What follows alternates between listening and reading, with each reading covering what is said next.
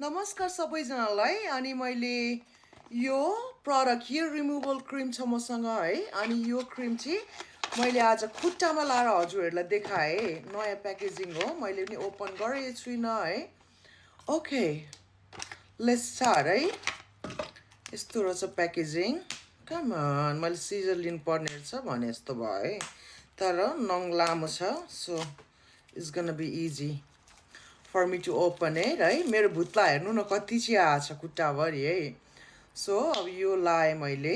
set कम अन ओ सिल्ड हुँदो रहेछ है यो भित्र नि सिल्ड हुँदो रहेछ सो मैले ओपन गरेँ यो सिललाई ओके अब यो बन्द गरेँ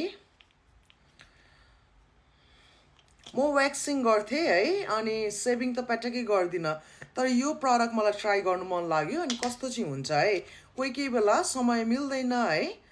अनि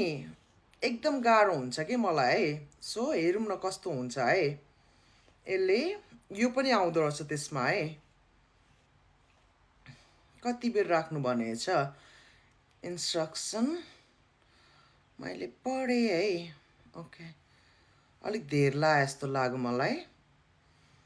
भुत्ला भएपछि त यति धेरै 10 मिनट राख्नु भनेर छ सो मैले यो वाइप गरेर देखाएँ है हजुरहरूलाई ओ माई गड